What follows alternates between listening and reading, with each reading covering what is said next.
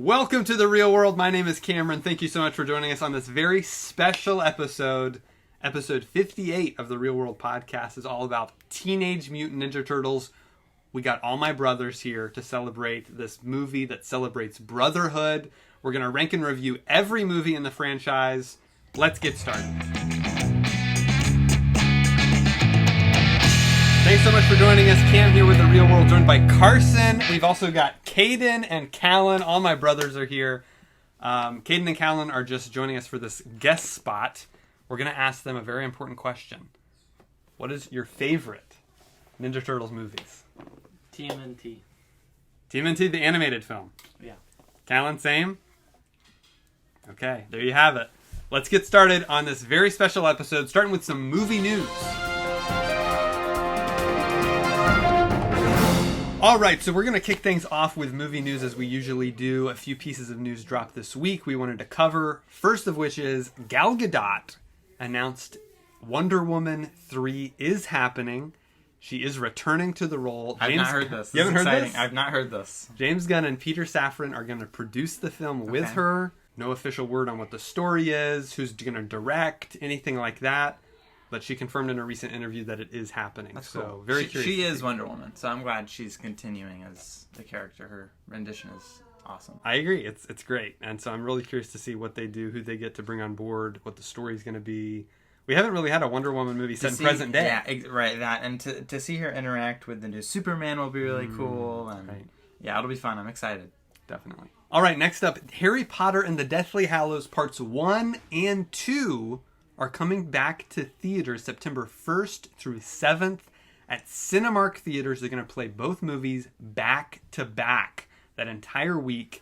So check out showtimes. If you're a Potterhead, you're sure to get a lot out of that. That's going to be fun. Bride of Frankenstein remake is in the works. So last week we talked all about remakes on the podcast. And we talked about one of my favorite Universal monster movies, The Mummy. Yeah. But this is probably my favorite of all the Universal monster films. It's one of the best. Of the classic 30s through the 50s. Yeah. The original Bride of Frankenstein was 1935, and It was such a good sequel. It expanded upon the characters, the world. I think it's literally one of the best sequels ever made. I'm inclined to agree with you because it is shockingly better and different. It's a unique direction after the ending of Frankenstein, and it picks up right afterwards. Exactly. It's a really good sequel. It's really good. So yeah, they're remaking this. Maggie Gyllenhaal is going to direct. Is she going to star as the titular bride? I don't know. Maybe. She's a great actress. She's signed on Christian Bale to star. Frankenstein. As either Frankenstein or Dr. Frankenstein. Well, that's what I was the thinking. monster or the professor. We don't know. Okay. We'll see. But Netflix is producing this, which is another interesting development. So, Netflix productions can be a mixed bag. That's for sure. But with this talent involved, I'm hopeful. The first trailer for Spy Kids Armageddon has dropped online. Did you get to watch this yet? This I did watch. What did you think? We're huge Spy Kids fans. I'm a big Spy Kids fan. Robert Rodriguez, one of our favorite directors. I love the first three Spy Kids so much. Yes. Especially the third one, really. I just adore that movie. Spy Kids 3D Game Over. So cool. Saw it in theaters. I bought the DVD with the 3D glasses. Right. But ever since Spy Kids 4 came out, I've always been kind of leery as to the future of this franchise. Yeah. This new trailer seemed kind of generic, it seemed like a general spy-themed family movie, right? And it didn't have that Robert Rodriguez flair that I'm looking for. I think the trailer was just too short for us to see that. Sure. I got little tastes of it. It's definitely, Rodriguez has become a film studio unto himself. All of his children work on all of his movies. He's got like 10 kids. Yeah. And they, one of them's the composer, one of them's the writer, right. One of them's the editor. It's like they all do different jobs. And so I'm really curious about it. I like Zachary Levi. I like Gina Rodriguez. It looks like it's the same plot as the first Spy Kids. Sure. They're billing it as kind of a reboot. Mm-hmm. But yeah, so we'll just have to wait and see. It comes out pretty soon. September 22nd is the release date on Netflix. Right. And of course, Netflix is hoping this kicks off a whole Spy Kids Hey, franchise. I just want a June and Carmen reunion with their parent. That was the best moment in Spy Kids 4. Was when they came back. I agree. I would like something of a legacy sequel to Spy Kids. I see. Is kind of what I'm hoping for. I gotcha. That could be cool. I'm not sure if that's what this will be. Carmen and Junior are now head of the OSS. Yeah, that could be fun. 2 movie anniversaries this week. One is for Peter Jackson's Sea of Monsters, which came out 10 years ago. They're, of course, working on the new Percy Jackson series on Disney+. That should be out next year, I think, is what they're aiming for. Movie's trash. Yeah. It's not great. But then one of my favorite Harrison Ford films celebrating its 30th anniversary this week, The Fugitive. That is a great movie starring Harrison Ford based on a TV series. Really? Yeah, it was a TV series back in the, I think, 60s or 70s. Cool. And so they did a film version of that, and it worked out really well. Him and Tommy Lee Jones are great in it. So check it out if you haven't. That's it for movie news. Now it's time to jump into Teenage Mutant Ninja Turtles review and ranking. Okay, folks, we are here. It is time for the Teenage Mutant Ninja Turtles review and ranking, starting with the very first Teenage Mutant Ninja Turtles movie, right?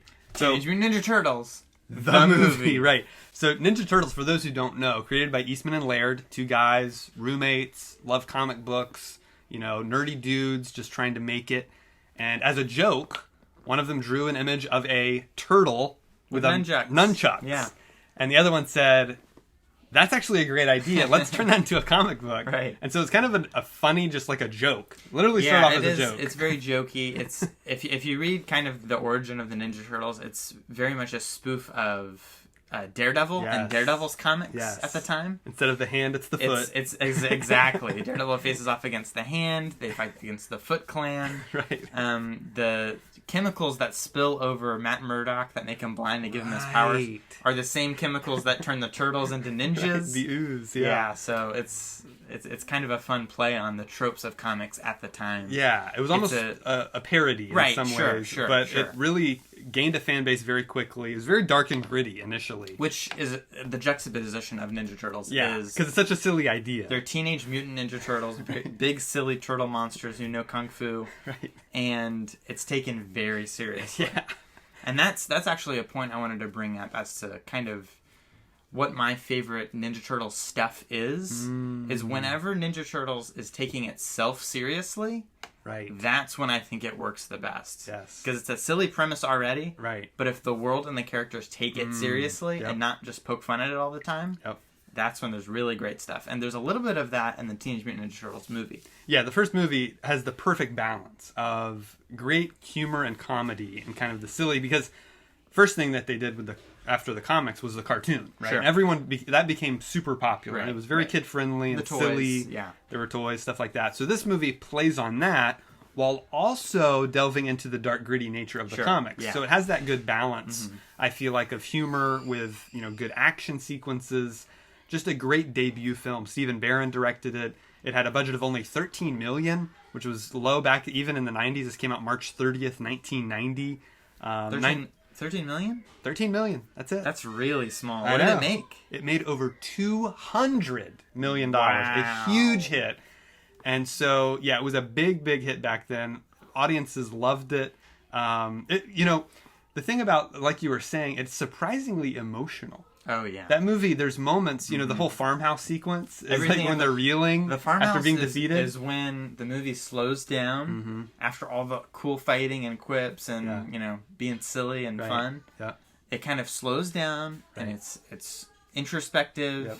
And Raph is all beat up and in the bathtub. Exactly. And everybody looks kind of miserable. Yeah. And we're not sure what happened to Splinter. And everybody's like, kind of reeling as to what happened. Right. And it's really cool. It's really great. Great storytelling. Great visual storytelling, too. Really good cinematography. Of course, this is a live action movie. So the turtles are all in these rubber suits. It's these actors in rubber suits. And they look amazing. I think they hold up super well, even to today. I totally agree. Jim Henson's company outdid themselves. And this was the last film Henson worked on before he died. Really? It was. Wow. It was. And it's some of his best work. It might be. It is incredible stuff. Very smart, again, going back to the cinematography, use of shadow. We don't really see the turtles initially. They're hidden in shadow a lot. and hides the imperfections in the suits, right? You can't really see them very well. But eventually we get them in full natural lighting in that farmhouse sequence. Yeah. And it's just done very well. Shredder's great. He's their arch nemesis, and he's a menacing villain here. I think he's actually scary. He's got another good design. Casey Jones is introduced. Elias Koteas plays this role so well. Yeah, he plays it so well. He's an older, grizzled kind of vigilante right. guy. Yeah, it's great. April is really good. Judith Hoag, she does a great job in her role as well. First film featuring Sam Rockwell. That's right. Justin Hammer himself. That's right. He's one of the Foot Clan guys. He is. I totally He's forgot great about in that. this. Yeah. He's great in it. So just a great movie. Again, amazing costumes, great, effects work by the Henson Company. Really solid story. Introduces you to the world and the characters very well. I mean, anyone who hasn't seen Ninja Turtles, I would point them to this as the first thing they should watch. Yeah, absolutely. I give it 4.5 stars. I think it's an incredible movie. Same. All right, so the next film is Teenage Mutant Ninja Turtles 2, The Secret of the Ooze. This one released less than a year after the first one. Wow. Yeah, they didn't even wait a full year. For a live-action Ninja Turtles movie that features more mutants and more stunts. Yes. It was released March 22nd, 1991. Wow. Runtime of 88 minutes. Budget of $25 million. So double the budget. That's a lot more, yeah. Almost double the budget. Grossed $78 million. So not nearly as big of a hit. Yeah. Directed by Michael Pressman. Did not bring back Stephen Barron, which I think was a big mistake. This movie, I rewatched all these this week. And this movie... It's watchable. It's more watchable than I remember. Okay. It's fun. It definitely leans into the kind of silliness. Right. It leans into the comedy. Very much more kid friendly. It doesn't have the dark and gritty tone. Really, is pretty much gone. The violence is toned down. The violence they don't even use their weapons most of the time. Yep. Yeah, Mikey's using sausages instead of nunchucks. I mean, it's so silly. Yeah. So it loses the hard edge, but it trades that in for again the kind of sillier, more kid friendly nature. It doesn't have the mix that the first one has, the balance. Right. This is everything I don't want Ninja Turtles to be. Pretty much. It's kind of leaning into the overly silly, overly kid friendly, saturated, kind of watered down version of what this is kind of supposed to be. Yep. Yeah, so. It's not as visually dynamic. The set it's mostly shot on sets that are very cheaply made sets. So the lighting's not as good. It's just not as well made, which isn't surprising given that they shot it in like a month and there's hardly any pre-production on it. Bebop and Rocksteady are traded in for two other cheap knockoffs, which Snapping are just Turtle and Wolfman. I guess I don't know what he is. It was so bad. I don't know why, if they couldn't use those characters or they decided not. I don't know what the thinking was. It's a Ninja Turtles movie. They should have the rights to every Ninja Turtles character. I know. It's bizarre. Even Shredder coming back here, he's just not as scary. They tried to make almost a joke. Yeah, honestly, it was weird. They did Super Shredder, but that didn't even work. Casey Jones is totally gone. Not even mentioned. I mean, he's just absent. By the way, completely. I think Casey Jones. He might be my favorite Ninja Turtles character. Yeah, he's great because he's that great heart that kind of keeps the turtles together. Yeah. And he's the line that the turtles don't cross. They don't fully become Casey Jones. He's kind of a little too edgy. Yeah. A little too roguish. Yeah. They tone him down a little bit. Right. Yeah. Right. The new April, they had to recast April for some reason. I guess the producers didn't like working with the original actress, so they recast her, and she's just kind of there. She doesn't really have a lot to do, so she's fine. She's just not great. This one, of course, has the famous Ninja Rap by Vanilla Ice. Go Ninja Go. Which, for so long, that to me was so cringy. But it's become iconic. It is. Honestly. It is. It's become such a fun moment for me that I really look forward to it, honestly, in the movie. And it's fun, That movie personifies what this movie is. Oh, that scene, and absolutely, the best aspects of this movie coming together. Correct. It's just the silly, over-the-top 90s nostalgia type, just craziness. Yeah. Originally, this movie was going to end with... There's a scientist in this who's... I don't think he's called Baxter Stockman. They should have just made it Baxter Stockman. And first of all, also, it doesn't ever live up to the title. They never find out what the secret of the use is. There's no secret. And for some reason, TCRI is now TGRI. I don't know why they changed it. They just made odd changes in this movie that I'm not sure why they made them. But it was supposed to be revealed that this professor, the stand-in for Baxter Stockman at the end of the film, he's actually Krang from Dimension X. That would have been and cool. He's building the Technodrome, and sure. that was going to set up the third film. For whatever reason, that didn't happen. So it's just kind of a letdown on many levels. Okay. Again, still watchable. Sure. I still had fun watching it. So I can probably barely give it 3 stars. Like a 2.5, 3. I'm right in that range. I think it's a 2 for me. Yeah.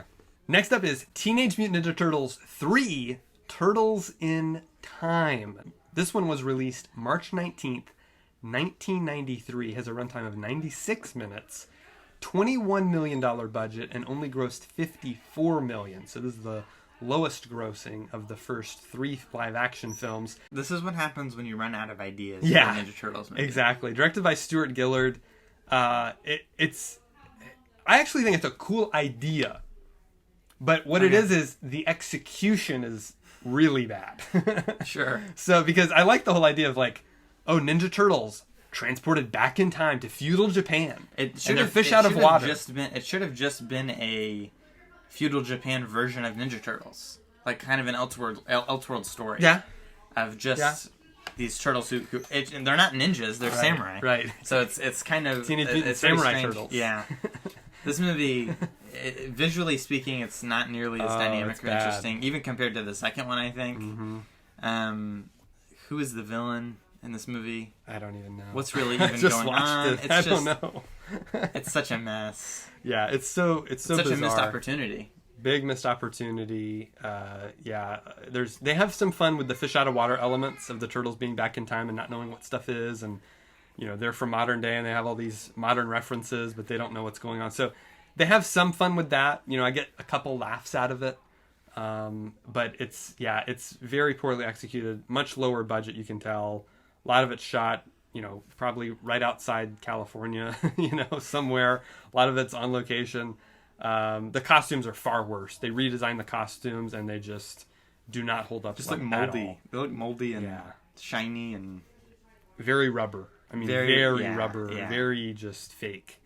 There's no emotion in their face. Yeah. It's just very stagnant and still. Even the mouth movements don't match. It's just didn't come together here at all. Action sequences are very bland and boring. A lot of the jokes fall flat. Casey Jones is back in the modern day setting. He's with Splinter, and because what happens is when the turtles get transported back, people take their place, and so you have these guys from feudal Japan in modern day New York, and Casey Jones has to keep them busy. So he takes them to an arcade. It's very much Bill and Ted's Excellent Adventure. It's Ted's brother taking Napoleon to the water park. Sure. It's very much that whole dynamic with Casey Jones, which just doesn't work. And also, the guy playing Casey has this terrible wig because he's playing 2 roles. Really? He's playing a role in the present day as Casey Jones, and he's playing a role in feudal Japan as this villain. Really? With a shaved head, yeah. Wow. Same actor. You can't hardly tell because he's got facial hair, he's got a shaved head. Wow. It's bizarre. What a mess. It's a mess. It's a mess of a movie. And it's not the actor's fault, but it's just not very well done. It has nothing to do with him. Yeah, it's so bizarre. Just chaotic. Way bizarre. Forgettable, bad movie. Yeah, I'd probably give it 1 star.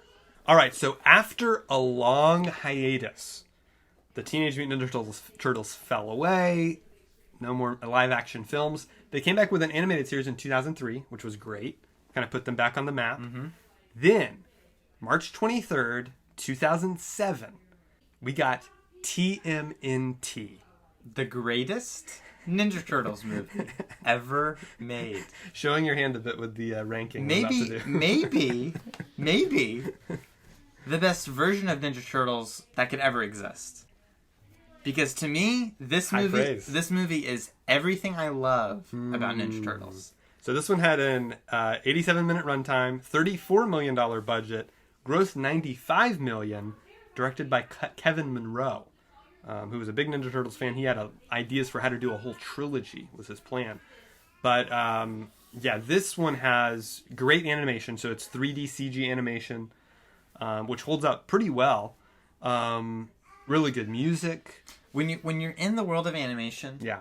you can just control everything. Yeah, exactly. The lighting is spectacular. Right. The texture of the animation is great. It's very stylized.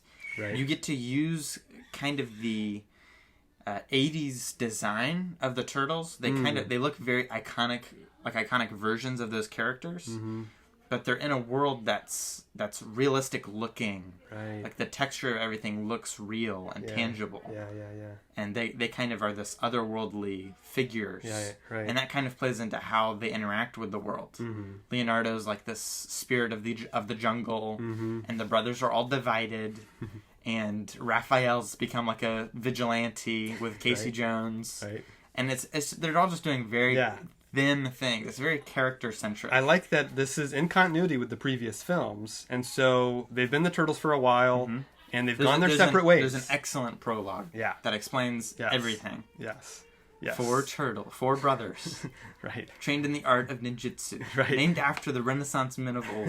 Right. It's very cool. It's good. And so, finding them in a very different place is fun than we're typically used to seeing them all together in the sewers. Getting them back together is a very satisfying experience. Exactly. It's great. It's very well done. A lot of depth here with the characters. A lot of complex relationships going on. Rich world building. The voice acting. Voice acting is stellar. They got voice actors, right? It's incredible. So, James Arnold Taylor, Nolan North. In my mind, these are all the voices of the characters. When I'm reading the comics, this is what I hear. Yep. When I think about them, this is the voices the characters have. Yep. Nolan North, he's in everything. He's great. Most people know him as Nathan Drake from Uncharted. Right. He's perfect as Raphael. He has that kind of Brooklyn accent, but he also just has like a really soft heart of a kind of an undertone. Right. And then James Arnold Taylor as Leonardo. He's great. He's such a great actor. Does incredible. a great job with it. He's Obi-Wan Kenobi from Clone Wars. Yep. And 100,000 other voices, Ratchet and Clank. Yep, exactly. So they do a great job voice acting, great performances, very emotionally engaging. The villain is unique. Patrick Stewart voices the villain, who on this rewatch, he's really not a villain. Like, he's actually just... It's a great parallel story with him and his family and the Turtles and their family. Yeah. So it's really well done, well thought out. No Shredder in this one, but we do have Karai and the Foot Clan. The Foot Clan show up here and play an important role. So just really interesting, really intricate, good plotting, well-written film. Splinter, voiced by Uncle Iroh from Avatar. Yep. Mako does a great job as Splinter. He's really, really good in this. They had planned on doing sequels. Like I said, the director wanted to do a trilogy. They were going to adapt the City at War comics loosely. Mikey was going to feel rejected by his brothers and join the Foot Clan in Japan. So they were all going to have to travel to Japan and battle Karai, and Shredder was going to return in that film. That would have been epic. Which would have been great. And then the third one was, of course, going to introduce Dimension X and Krang, the Commander Mozar and all those characters. So that would have been a great kind of 3-film trilogy that I would have loved to have seen. But it wasn't quite successful enough to warrant a sequel. Also, the studio that produced it shut down after this, and Astro Boy were both failures at the box office, which is another good movie that I like. Astro Boy is solid. Unfortunately, we didn't get any more from this kind of animated universe, but it was continued in live action in 2014. August 8th, 2014, Michael Bay comes in, and after the success of Transformers, Paramount Pictures and Nickelodeon team up with Michael Bay to produce Teenage Mutant Ninja Turtles. And so this movie has a $150 million budget, so by far the biggest budget of any Ninja Turtles movie yet. It grossed $493 million at the box office, so by far the biggest grossing, most successful Ninja Turtle movie to date. Directed by Jonathan Liebesman. This movie has a 101-minute runtime. It stars Megan Fox. It stars William Fichtner. It stars Will Arnett. And it's a reboot of the franchise. So they're starting back from square one. Again, at the beginning, we get a prologue again of, here's how the Turtles came about, and the Ooze and Splinter and the whole deal. They're in the sewers. And this movie is just so ugly. Baffling to watch. It really is ugly. The designs are just, they took them too far. I don't mind changing the designs a little bit. Here's the problem. This movie... Because I don't mind a Ninja Turtles movie looking ugly. I think they all kind of look ugly. Sure. But making them it depends on what is ugly. This movie, we're seeing the Turtles from the humans' point of view. Right. So the Turtles are ugly Hulk monsters. Exactly. The people look like glorious and wonderful and clean. And the Turtles are weird and ugly and gross. Right. But in other movies, the Turtles are the ones that look kind of cool and streamlined and normal and nice looking. Yeah. And the people all are usually kind of ugly looking and weird because we're looking at the world from the Turtles' point of view. Right. So already there's a broken connection. Here we're with April. Right. Her perspective on meeting these Turtles, which is definitely different and a bit of an odd choice. But the Turtles, their designs they're too big. They're too human-like. They gave them like noses and weird, the lips and the teeth and all of it is just, it's just very off-putting. Kind of too creepy, too just, too scary. They are very creepy. It's weird looking. So, they don't really feel like teenagers either. They feel like Mikey does. They but just the rest feel like don't. immature adults. Yes, that's true. Who are just angry and violent. Right. But not in a way that's warranted or feels earned. Right. Because you're not really... I don't feel like we're given enough time to even get to know the Turtles. Yeah, you don't get really any backstory on them or how long they've been doing this or... it's kind of bizarre. And the whole prologue talks about the Foot Clan and they're kind of like this gang in New York and, I don't know. It's just not very well thought out, not very well plotted. I will say I like a lot of the performances. There's some really cool visuals in this movie too. There's some cool visuals. There's some action sequences that really work. That's true. There's the snow mountain. There's a snow mountain, which is really cool and fun. There's some shots that are very dynamic and interesting. Right. Mm-hmm. I think even kind of the final battle on the top of the building. Yeah. And there's all like the falling debris and they're fighting on that. I think it's pretty cool. Yeah. The Shredder design is too much. Again, it's just overdone. Too much. Big robot suit. Covered in knives. It's just bizarre. Yikes. The Shredder shouldn't wear a mech suit. Yeah. The Shredder's just a guy who's unstoppable because he's a master. That's the thing with these movies is you really feel the Mayhem. As we've called it. It's just Bay just has too much influence here. It's a Michael Bay movie first. And he's not directing it, so it's disjointed in many ways. Casting choices I wanted to mention, Megan Fox is fine as April. She doesn't bring anything special to it. It's just a very generic, like flat character. Megan Fox. She doesn't really feel like April O'Neil. Right. She doesn't seem like a reporter. Yeah. And Will Arnett, he's comic relief, but he's just feels totally unnecessary. In this movie, he's not doing what I like Will Arnett to do, which is he's the incompetent confidence man. Right. He's bad at what he does, but he is playing it off as if he's great and is doing everything on purpose. Yeah, exactly. That's like his character in Arrested Development, which is great. And kind of how he plays Batman a little bit in like a Batman movie. Right. But here it's just kind of, he's just guy. Yeah. Normal guy, does normal guy stuff. Right. So yeah, this movie's just kind of a letdown on many levels. I think the guys playing the Turtles did a good job. They bafflingly replaced one of their voice actors with Johnny Knoxville, which was a really strange choice. So you get that sense of brotherhood somewhat throughout it, but it's just not quite there. Great. Elevator scene is definitely the highlight. That's the Ninja Turtles. Elevator scene alone, I've given it a star for. Definitely. Yeah, I gave this one 2 stars. I gave this one 2 as well. For some of the action scenes and things are kind of fun. So it's not unwatchable, but it's definitely not a favorite. All right, so since that one was so incredibly successful, they of course fast-tracked a sequel called Teenage Mutant Ninja Turtles Out of the Shadows, released June 3rd, 2016. Runtime of 112 minutes, $135 million budget, $245 million gross. Dave Green directed this one, and this one feels a little bit less like a Michael Bay film. It's better. It is better. It's better. It is better. It's better in pretty much every way. Bigger, wackier, more cartoony. You know, they bring in a lot of the humor more. The Turtles have actually been redesigned in this movie. Slightly, They're much more vibrant. They are. Much cleaner looking, much more streamlined. Mm-hmm. Makes them more likable and sympathetic. Definitely. Casey Jones is in this. Get a new Casey Jones. It's Stephen Amell from Arrow. A pretty bad Casey Jones. He's just Stephen Amell. It's just a bad choice to make him a security guard. Who wants to be a detective, but he's going to be a vigilante, kind of. They don't really go into his hockey background at all. He can just do that all of a sudden. You know, it's just odd choices. There's a lot going on here. First of all, they introduce, you know, not just Casey Jones, but Bebop and Rocksteady, Krang, Baxter Stockman are all new characters we're introducing here.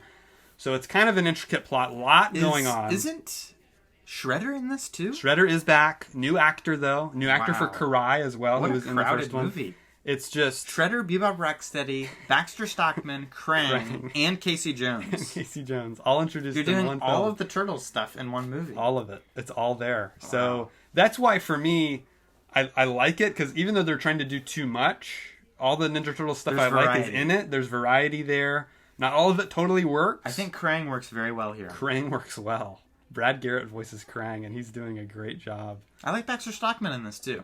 He's kind of a silly nutty professor guy. Very silly. But that's the tone of the whole film. Yeah. The whole film is very silly. And Will Arnett I like more here.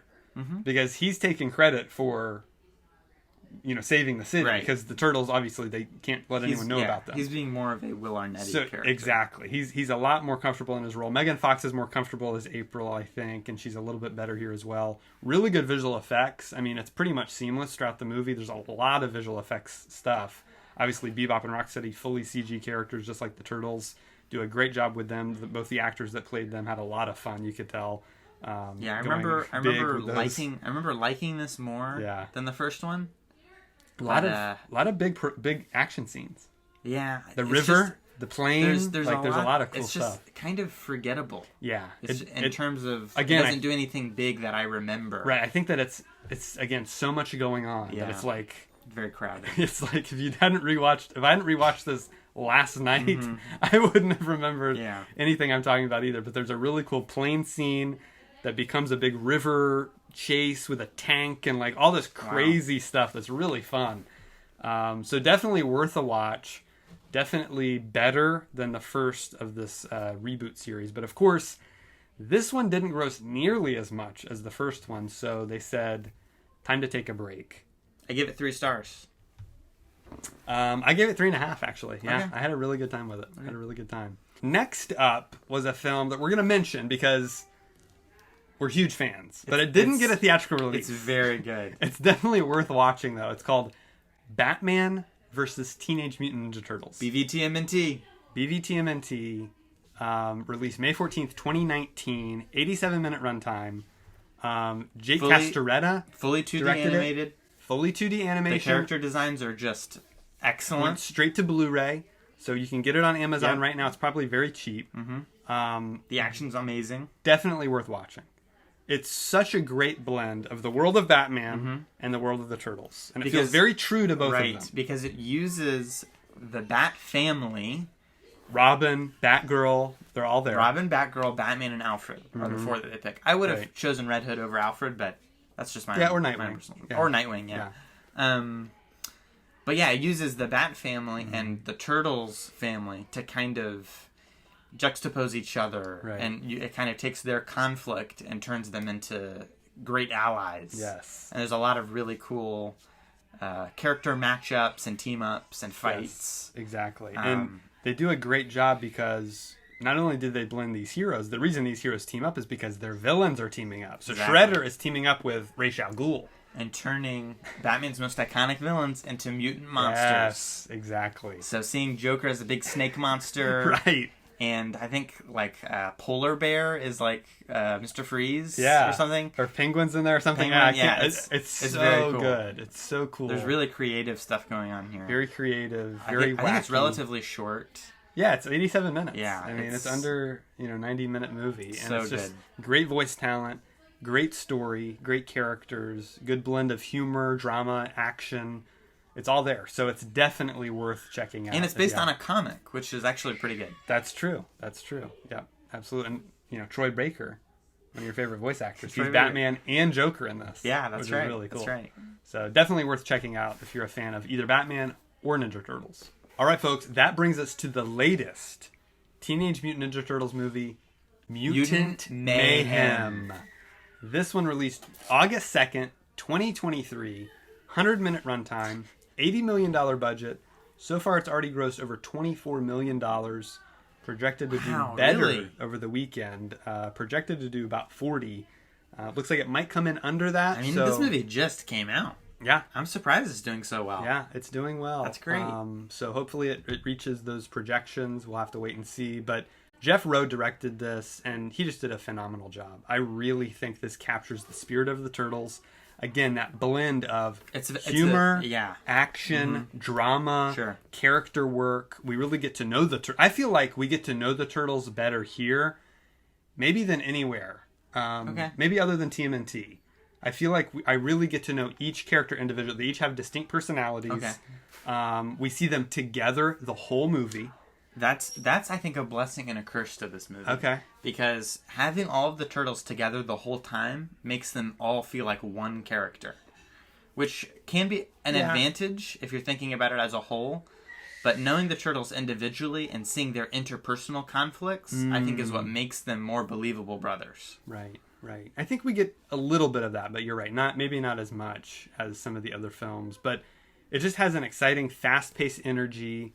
Of course, all the pop culture references are there, which has always been part of the Turtles. It's a very modern version of Ninja Turtles. Definitely. And it's very, like I said, fast-paced, really fun, inventive animation style. I mean, it's very kind of like you were talking about earlier, ugly. It's kind of like super, super ugly. All the characters have like weird taken to designs. the extreme. It's the Turtles look normal and great and really cool, and they look. The humans are the ones that look weird. The people are the ugliest people you've ever seen in a movie. Even some of the other mutants are kind of ugly. Yeah. But that's because it's from the Turtles' point of view. Yes. And that's, I think, why I care so much more about these Turtles opposed to Michael Bay's Turtles. 100%. Because these ones I'm with the whole movie, and they look cool, and everyone else looks scary and ugly, and the world looks scary, and kind of everything's asymmetrical. And kind of chopped together and very pencil scratchy. Right. It's really very effective. rough, which is great, and it really lends itself to that comic book style. I'm reminded of Into the Spider-Verse a little bit, but it's even unique from that. It is. It's distinct enough from Spider-Verse. Yeah. I just wish that the soundtrack was a little bit better. It's something I would kind of think would have helped the movie a lot. Okay. Yeah, I didn't mind the music. I thought it worked pretty well. I thought this was a great origin. Again, it's kind of retelling the origin, but again, the origin's been told so many times, they kind of get past that pretty quickly. And it's told in a unique way, which I thought was a lot of fun as a flashback. Jackie Chan as Splinter, absolute perfect casting. He was phenomenal. There's an action sequence in this movie where he fights like Jackie Chan fights, and it's like watching Police Story. Right? He's a rat. Totally. And it's super, super good. One of my favorite action scenes. He's using his environment. Doing all this. And he's running away. And he's getting scared. And, it's great. It's good. It's really good. Great character work in this, and I like that also. New York City is a character. Sure. Not just the setting. I mean, the setting of New York, it's a great looking New York, feels very authentic and genuine. And but also the citizens. Very heightened reality. It is a heightened reality, but also the citizens of New York City play a big role in this, which I think a lot of people talk about how that's missing in a lot of comic book movies, and it's definitely present here. Public perception is like a big important thing. The whole idea, the whole idea is like they have this kind of youthful desire to kind of get out of their sewer and fit in with normal people, fit in and have relationships and go to school and do all this stuff. And it's a really well told story. Ultimately it comes down to you have to be a hero no matter the consequences. For the right reasons. Exactly. Do it for the right reasons and do it no matter the consequences. So this is a lesson of teaching the Ninja Turtles to become superheroes. Yeah. Because really they're superheroes. Right. Absolutely. This isn't about them becoming ninjas or about them becoming more like teenagers. Right. It's them coming out of the shadows and becoming, superheroes to the public eye. Definitely. And the way they utilized the villains was great. Ice Cube was great as Superfly. and you've got Paul Rudd and like all these big, Maya Rudolph's in there, all these big celebrity voice, talent, and they all do a good job of, bringing these villains to life in a way that was really unique. And there's a lot of them. Maybe a little too many. Yeah, maybe at times. I could have been without 2 or 3 of them. Right. And I think the plot got a little bit generic and predictable toward the mid and end. Okay. I could see that. Yeah. Yeah, it just kind of fell into generic superhero movie territory. Right. But I feel like they mixed it up enough, like I'm saying, with the way they use the citizens of New York. Sure. And, a couple of unexpected things they do with some of the villains. It really made it interesting and kept me engaged throughout. Right. It didn't become boring or, too predictable, I felt. So I think they did a really good job with this movie. And I ended up with 4.5 stars on it. That's high praise. Yeah, it's one of my favorites. High praise. Yeah. I think I give it 4. Gotcha. Well, let's go ahead and jump into our ranking of every Ninja Turtles movie. Here we go. All right, so we're going to start at the bottom. Number 8. So we're ranking all 8 Teenage Mutant Ninja Turtles movies, starting at the bottom with number 8. You guessed it. TMNT 3, Turtles in Time. It just totally failed on pretty much every level that you can fail on in a Ninja Turtles movie. This is one of those sequels you always think about it, of like bad sequels, or that's how the franchise died. Yeah, exactly. Fizzled out. Right. Yeah. So yeah, that's at the bottom for me. So you share that. That's also bottom. Yeah, it's also my bottom. My number 7 is Teenage Mutant Ninja Turtles from 2014, which is originally just going to be titled Ninja Turtles. The first Michael Bay produced film. Only have it 2 stars. Just kind of forgettable. Made some really poor choices with casting and the designs. Just not a big fan. Do you have that at number 7? Or my number 7 is actually Secret of the Ooze. Oh, okay. My number 7. Gotcha. This one I think just, again, leaned a little bit too heavily into the cartoony, everyman's kind of accessible version of the story. Right. And just wasn't very interesting or dynamic.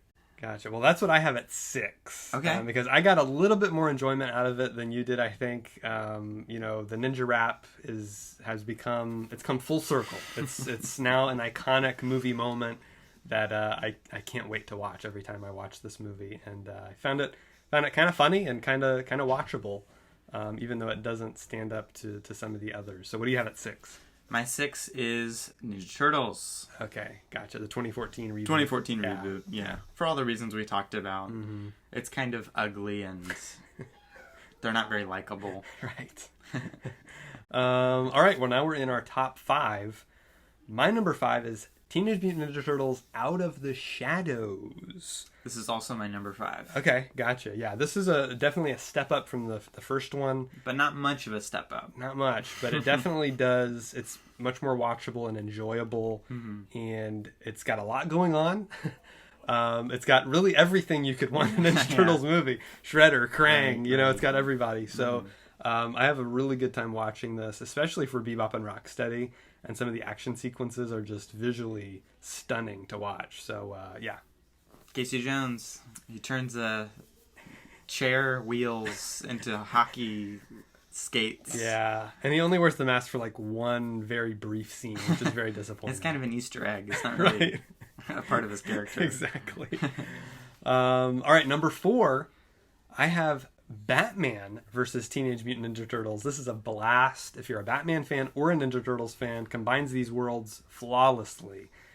Just a great movie. Definitely worth checking out. Even though it didn't get a theatrical release, we had to mention it. What do you have it for? My 4 is Mutant Mayhem. Oh, okay. Number 4. Gotcha, the new one. Again, I like this movie. I thought it was new and exciting. The characterization of the Turtles was cool. I like the way that they talk with each other. It's very, very much how I talk with my younger brothers. Right. But again, I think the plot just gets a little bit too generic and feels a little bit long toward the middle and end. Right. But otherwise, I really enjoyed it. Great. My number 3 is Teenage Mutant Ninja Turtles, the movie from 1990, the very first Teenage Mutant Ninja Turtles movie, the live action film. It's just really great on every level. Story, character, the way it's shot, the way it's edited, the action scenes, it all just falls into place here. best Casey Jones, really great version of April, excellent Splinter. You know, everything about this movie just works for me. So, yeah, that's my number 3. My number 3 is Batman vs. Teenage Mutant Ninja Turtles. Nice. This movie rocks. It's super rad. Definitely check it out. For sure. I think it's on Max, isn't it? It's probably on Max. I think it is. Check it out there if you have Max. It's very cool. They have a lot of the DC movies on there. All right, my number 2 is Mutant Mayhem. Wow, high praise. Mutant Mayhem is just, again, everything I want in a Ninja Turtles movie. I get that sense of camaraderie with the brothers. I'm with them throughout their whole journey. I'm rooting for them the whole way. Great new version of April, by the way, we didn't talk about. Sure. I really liked their take on April. I thought was really fascinating and fun. Yeah. Really great villains, unique villains we haven't seen before in a Ninja Turtles movie, which is great that it wasn't just Shredder again, you know? Sure. And so I think it works pretty much on every level. It's hilarious. It's got great action. It looks great. Just the animation style is so unique and fun. I like the soundtrack to it. I thought all of it just fell into place here, so I can't wait to see more from this new iteration. My number 2 is Teenage Mutant Ninja Turtles, the movie. Nice. Yeah, this is the good stuff. Yeah. This movie really is firing on all cylinders in terms of visuals. The action's awesome. The emotion and the characterization is really there. Yeah. This feels very authentic Ninja Turtles to me. And now we've come to number 1, which we both agree is TMNT, 5-star movie. I think this is one of the most underrated and underseen superhero movies, animated movies in general. But people just don't talk about this movie. They haven't seen it for whatever reason. So try to find it. I don't know if it is streaming anywhere, but try to find it and check it out. If you're a Ninja Turtles fan at all, I think you're going to get a lot out of it just because it's unique. I think it was on Netflix for a little while. I'm not sure if it's still on there. Okay, but definitely check for it. Yeah, TMNT, man, this I think takes the source material of Ninja Turtles and elevates it to something even more interesting than what they were even intended to be. True. I think this is the best Ninja Turtles anything I've ever seen. Yeah.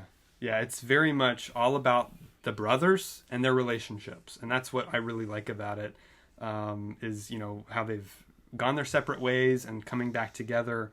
The way they all grow and develop as characters is so interesting, and it's got the rooftop fight with Leo and Raph. Yeah, it's an all-time in the rain scene. at night, neon lit only by neon signs. It's so cool, truly amazing. It's an all-time great. All action the unique scene. monsters that they fight in every action sequence. Yep. Again, another unique villain. You know, we're not just getting Shredder again or Krang or anybody. It's a villain who is very similar to the two leads, Leo and Raph. Right. He kind of is having the same internal problems as they are. It's a very family-centric story. Right, yeah, definitely worth checking out if you haven't already. So, yeah, that's our ranking of all the Ninja Turtles movies. Thank you for joining us. Make sure you leave a comment with your favorite Ninja Turtles movies below. Make sure you join us on the podcast next time. We're going to be talking about movies set on the water, which is going to be a lot of fun. Now that the Meg 2 is out and Last Voyage of the Demeter is coming, we thought that would be a fun topic, a unique topic to cover. So we'll be back with that next week. Make sure you follow us on social media, Twitter, Facebook, Instagram. We're all over social media. Those links are in the description below. Check out Carson and I both on Letterboxd. We both have Letterboxd accounts you can follow. Those links are also in the description. Thanks for joining me, bro. Absolutely. Thanks for having me, dude. One I could not wait because this, you know, since there's, again, you saw 4 brothers in our family. We're huge fans of the Turtles. Big Turtles fans, yeah. And so we've seen these movies numerous times over the years. It's inspired many ninja fights with pillows and sticks. Absolutely. Yeah, we haven't upgraded to the real weapons yet. No. But we're working our way there. So, yes, again, thank you for joining us on The Real World. Make sure you like, subscribe, hit the bell so you get notified of all our videos. And we'll see you next time right here on The Real World. Cowabunga!